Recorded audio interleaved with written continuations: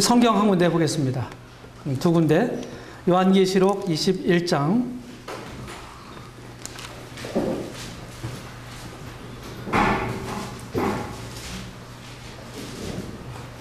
1절부터 7절까지 읽겠습니다. 또 내가 새하늘과 새 땅을 보니 처음 하늘과 처음 땅이 없어졌고 바다도 다시 있지 않더라.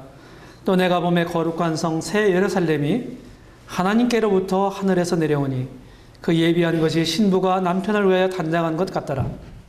내가 들으니 보좌에서 큰 음성이 나서 가로되 보라 하나님의 장막이 사람들과 함께 있음에 하나님이 저희와 함께 거하시리니 저희는 하나님의 백성이 되고 하나님은 친히 저희와 함께 계셔서 모든 눈물을 그 눈에서 씻기심에 다시 사망이 없고 애통하는 것이나 곡하는 것이나 아픈 것이 다시 있지 아니하리니 처음 것들이 다 지나갔음이로라. 보좌에 앉으신 이가 가라사대 보라 내가 만물을 새롭게 하노라 하시고 또 가라사대 이 말은 신실하고 참되니 기록하라 하시고 또 내게 말씀하시되 이루었도다. 나는 알파와 오메가여 처음과 나중이라. 내가 생명수 샘물로 목마른 자에게 값없이 주리니 이기는 자는 이것들을 유업으로 얻으리라. 나는 저희 하나님이 되고 그는 내 아들이 되리라. 그 다음에 22장이요. 22장 1절부터 5절까지입니다. 또 저가 수정같이 맑은 생명수의 강을 내게 보이니 하나님과 및 어린 양이 보호자로부터 나서 길 가운데로 흐르더라.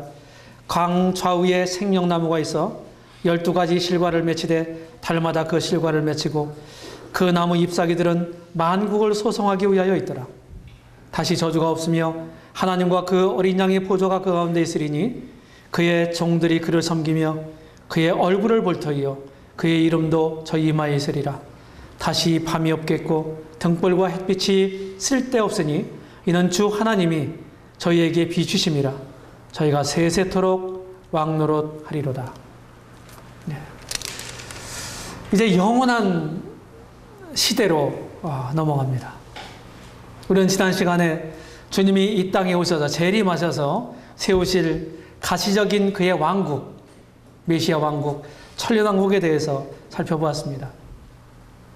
결국 그 좋은 환경에 천년왕국도 마지막 인간의 최후 반역으로 심판으로 끝나는 장면을 우리는 봅니다. 사람들은 어쩔 수 없어요. 그래서 하나님의 은혜가 참 필요합니다. 늘 우리가 이 원리를 나는 하나님의 도우심이 필요하고 하나님의 은혜가 필요한 사람이라는 사실을 내가 기억할 수만 있다면 늘 우리는 아마 실패하는 삶을 살지 않을 겁니다. 훨씬 줄일 수 있을 거예요. 새하늘과 새 땅, 새 세계가 옛 세계의 화염으로부터 솟아오릅니다. 아이러니하죠? 네. 세상을 다 소멸한다고 그랬어요. 그런데 지금 현재 이루고 있던 물질들을 완전 분해시켜서 새로운 물질로 조합하신다.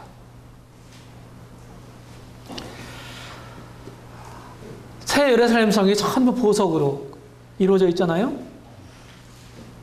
그게 꼭 상징만이겠느냐. 하나님은 그렇게 하실 수 있는 분입니다. 불가능한 일이 아니에요.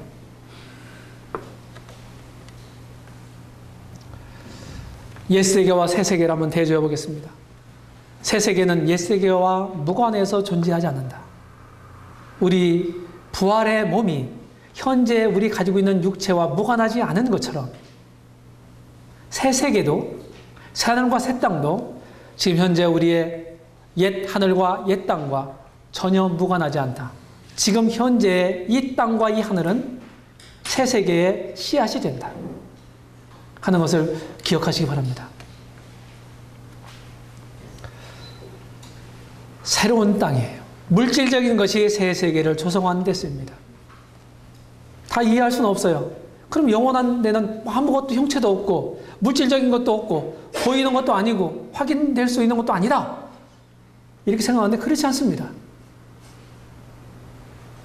물질적인 것도요. 우리 눈에 가시적인 게 있고 비가시적인 게 있습니다. 그렇죠? 물을 보세요. 물은 고체와 액체와 기체로 존재할 수 있죠. 맞아요? 수증기는 지금 여기도 이 공기 중에 수증기가 많이 떠 있는데요. 안 보이지 않습니까? 비가시적이죠. 존재하잖아요.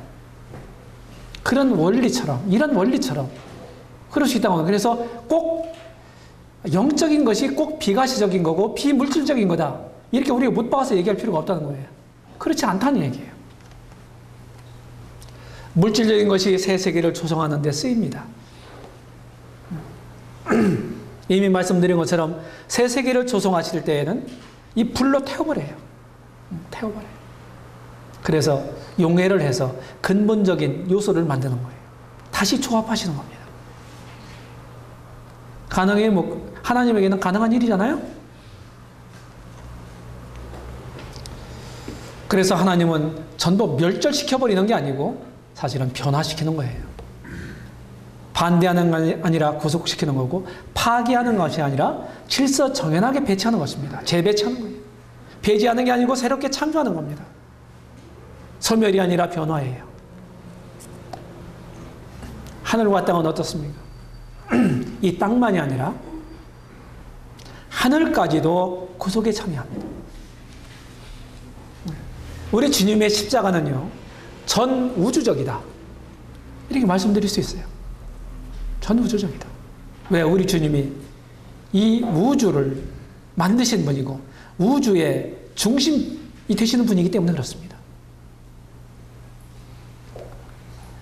이 구원사의 광채는 우리 인류사를 관통하고는 있지만은 결국은 어디로 가요? 저 영원한 세계로 뻗어가는 거예요.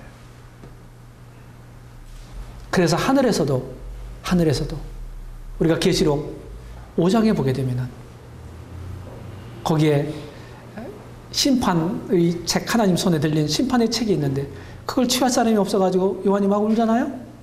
그때 보인 게 누굽니까? 일찍 죽임을 당한 것 같은 어린 양이 보이잖아요. 그러니까 모든 만물들이, 천군 천사들이 어린 양을 찬양해요. 구속을 찬양합니다.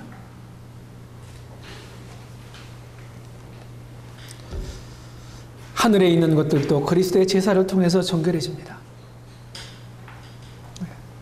우리 주님은 하늘의 원형에 자신의 피로 모든 우주의 죄악을 정결케 하신 것입니다. 우리가 살고 있는 이 땅은요, 하나님의 거주지가 돼요. 새로 변모된 이 땅에 하늘에서 하나님께로부터 내려오는 새 예루살렘이 오죠. 새 예루살렘이 하나님이 거하시는 곳이에요. 하나님 보좌가 있는 곳이에요. 우리 주님이 부활하셔서 승천하셨잖아요. 하늘에 가셨지 않습니까? 결국은요, 재림 때 이 땅에 또 오시고요. 결국은 변모된 세상에서도 하늘이 내려오는 거예요. 영혼과 시간을 생각해 보십시오. 하나님은 영원한 분이죠. 시간적 개념이 없는 분이죠. 그래서 시간 속에 살고 있는 우리들이 그 영원하신 하나님을 다 이해 못하는 거예요. 그분의 행사를 측량할 수가 없습니다. 모순되는 것처럼 보여요. 근데 하나님께는 모순이 아니에요. 영혼은 시간의 근원입니다. 영혼은 시간의 배경이에요. 실체입니다. 결국 영혼은 모든 시간의 목표예요. 영혼으로 가는 겁니다. 그 영혼 세계는 시간이 없다 이렇게 말하기보다는 시간을 포함하고 있다. 포함하고 있다. 이렇게 말할 수 있어요. 영적인 몸과 가시적인 것. 영혼에도 물질적인 게 있습니다.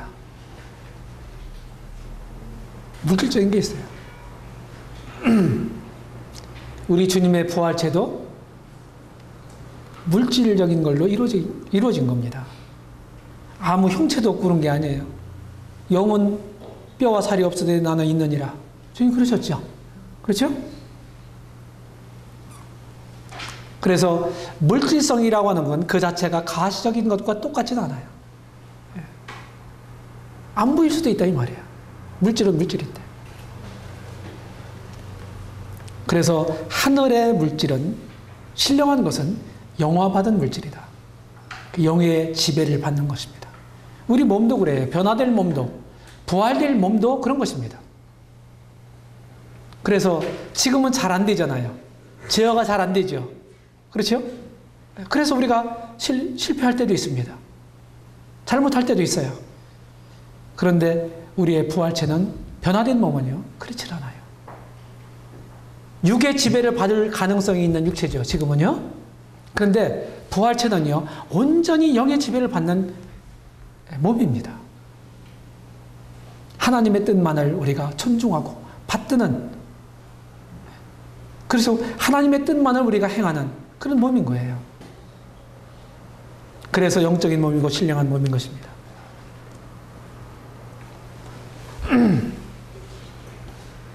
영혼세계, 상징주의. 영혼세계에서는 가장 중요한 게 뭡니까? 영적인 요소죠. 왜? 영에 의해서 지배받는 시대이기 때문에 그렇습니다. 성막을 지을 때도요, 성막을 지을 때도 보이지 않는 하늘의 원형을 통해서 모세에게 계시해 주신 겁니다. 그렇죠? 보이지 않는 것을 보이는 것으로 만든 거예요. 다시 말하면 현재 나타나 있는 모든 보이는 것은요, 보이지 않는 것으로부터 비롯됐습니다.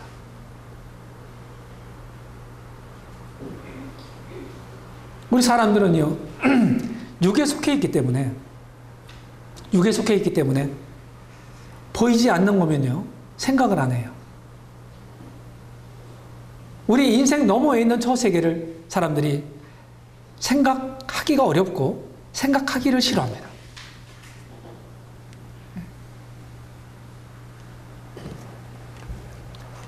전부 사실은 다 그림자와 같은 거예요. 이 생에 있는 것들이. 이게 전부가 아니에요.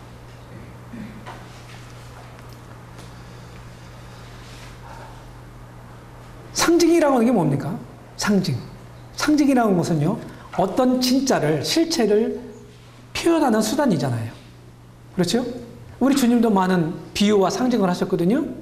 그러면은 보이지 않는 영적인 것들을 설명하기 위해서 사람들이 경험하고 알 수 있는 물질적이고 지상적인 요소를 통해서 그 영적인 것을 설명하는 겁니다.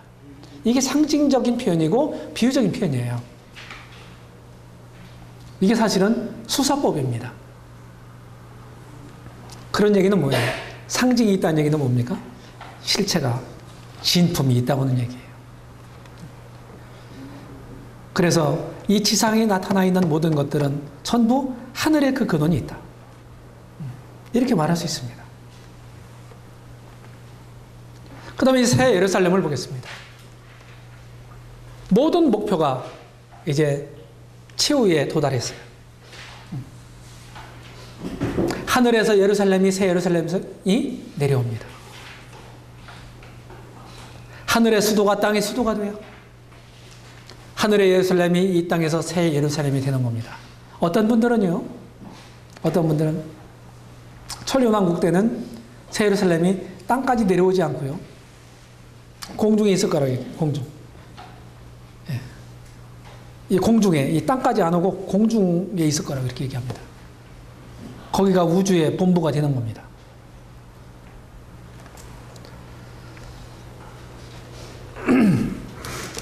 여기 21장과 22장을 보면요, 계시록 아주 잘 새 예루살렘 도성을 잘 묘사하고 있어요.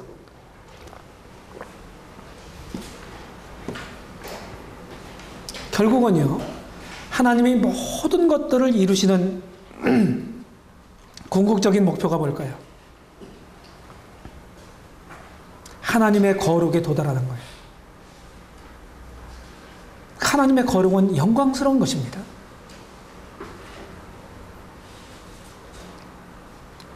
우리가 하나님의 영광에 참여하고 하나님께 영광을 돌리고 그 영광을 누리면서 하나님을 예배하고 이런 존재로 우리가 지음을 받았는데, 사도 바울이 말하는 것처럼 로마서 3장 23절에 의하면 모든 사람이 죄를 범하였음에 하나님의 영광에 이르지 못하더니, 그런 사람이 되셨어요. 그런 사람으로 전락했어요.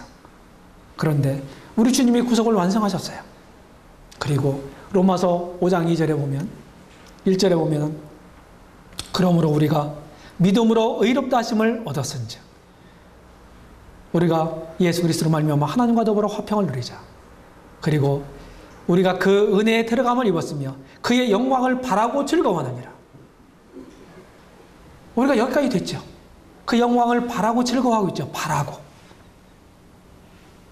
결국은 나중에 하나님의 그 영광 안에 있게 돼요. 그걸 누리게 됩니다. 이때가 언제입니까? 이 아버지 집으로 표현된 이곳이에요. 영광은 표현된 거룩입니다.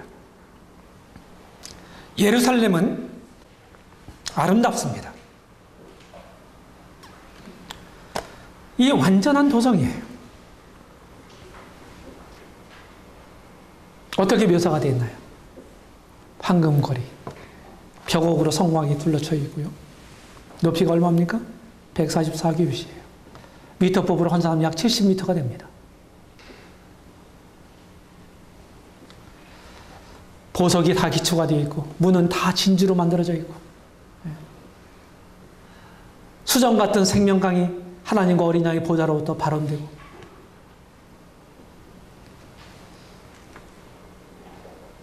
하나님이 우리에게 기대하시는 게 뭡니까? 구원받는 건가요? 그거는 새로운 창조의 시작일 뿐이에요. 내 안에서. 결국은요, 거룩하게 변모되는 겁니다. 거룩하게 변모되는 거예요. 변화되는 것입니다. 그것을 우리는 성화라고 얘기하잖아요. 온전한 성화, 궁극적인 성화는 언제 이루어집니까? 주님 만날 때예요. 사도 요한이 요한일서 3장 2절에서 말하는 것처럼 그가 나타내심이 되면 우리가 그와 같을 줄을 안다. 주님과 같이 되는 것입니다. 그게 궁극적인 성화예요. 우리는 지금 진행적 성화의 과정 가운데 있는 것입니다.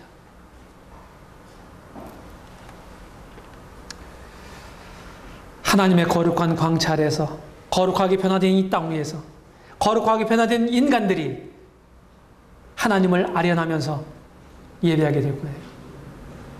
천국에서 하는 일이 뭡니까? 예배하는 거예요. 우리는 이 땅에서 살짝 흉내를 내는 것입니다. 천국에서 행할 일을 지금 조금 흉내를 내는 거예요. 도성의 기초는 물론 어린 양입니다. 이 도성의 기초석에 12사도의 어린 양의 12사도의 이름이 기록되어 있지 않습니까? 그리고 어린 양의 생명책에 기록되지 못한 사람들은 다 이 도성에 못 들어갑니다. 생명수의 강이 어디로부터 흘러나온다고 그랬어요? 하나님과 어린 양의 보좌로부터. 어린 양이란 말에 주목하시기 바랍니다. 어린 양이 그 성의 빛이 되십니다. 사랑받는 자는 누구예요? 어린 양의 신부입니다. 성전은요, 전능하신 하나님과 어린 양이 성전이 되신다고 그랬어요. 더 이상 성전이 필요 없어요. 하나님이 계신 곳이 성전이거든요. 하나님이 임재하시는 곳이 성전이거든요. 그래서 이 교회도 하나님이 거하실 처소가 되기 위해 지금 지어져 가고 있잖아요. 그래서 교회도 영적 성전이라고 말합니다. 개개 성도들, 우리들 안에도 하나님이 계시잖아요. 그래서 우리의 몸도 성전이라고 얘기하는 것입니다.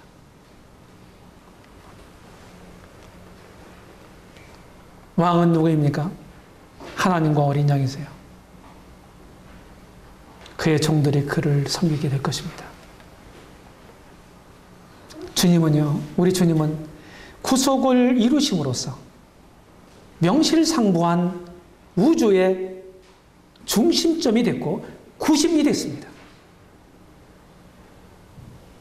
구속을 이루기 위해서 뭐가 필요했나요? 비난을 받아야 했습니다. 침뱉음을 받아야 됐어요. 배척을 받아야 됐어요. 멸시를 받아야 됐습니다. 채찍을 맞아야 됐어요. 십자가에 못 박아 죽어야 했습니다. 많은 고통과 비난과 멸시와 천대를 감수해야만 했어요.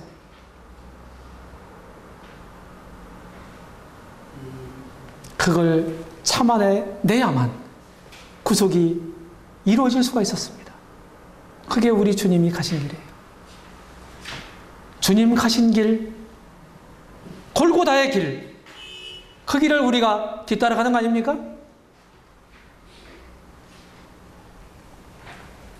저는 죄를 범치 아니하시고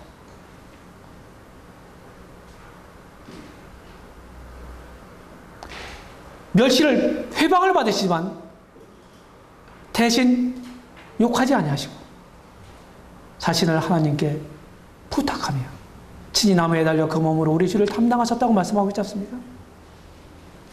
우리도 이런 삶을 살아가야 되는 거예요. 주님은 이런 고난을 감당하고 그것을 넘어갔을 때 이런 영광이 주님에게 주어진 거예요. 우리 삶의 원리도, 그리스도인들의 삶의 원리도 똑같습니다. 현세에서 복 받기를 바라고, 잘 되기를 바라고, 모든 것들이 만사형통하기를 바라고, 주님을 위해서는 고난받기를 주저하고 싫어하는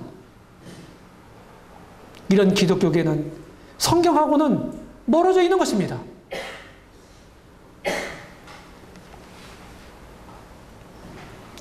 벽옥의 성곽을 보세요.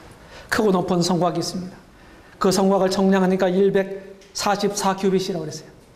이 규빗이라고 하는 건요, 길이, 척도를 나타내는 이 단위인데요. 성인의 손가락 끝에서부터 이 팔꿈치까지를 1규빗이라고 그랬다고 합니다.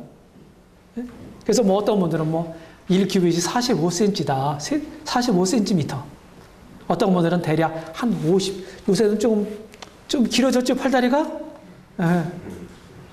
그래서 한 뭐 50cm 정도 된다. 반 미터, 0.5m죠? 그렇게 생각하시면 편할 것 같아요. 뭐 0.5m 정도. 그리고 성의 장광구는요, 장광구가 12,000 스타디온씩 장광구가 똑같아요. 다시 말하면, 수학적으로 말하면 정육면체입니다. 정육면체. 장광구가 똑같아요. 가로, 세로 높이가 같다 이 말이에요. 1스타디온은 뭐 185m라고 그래요. 계산해보면요, 2220km가 됩니다. 이 성 건물의 높이가 2220km, 폭도 2220km. 그리고 가로도. 그러면 그 안에 공간이 얼마나 될까요? 어떤 분이 계산했는데요. 거기는 지금 우리 인류가 살고 있는 60억이 살고 있는 공간의 수백 배가 된다고 합니다. 살 수 있는 거처가. 그래서 우리 주님이 내 아버지 집에 거할 곳이 많도다, 이렇게 말씀하셨다고 합니다.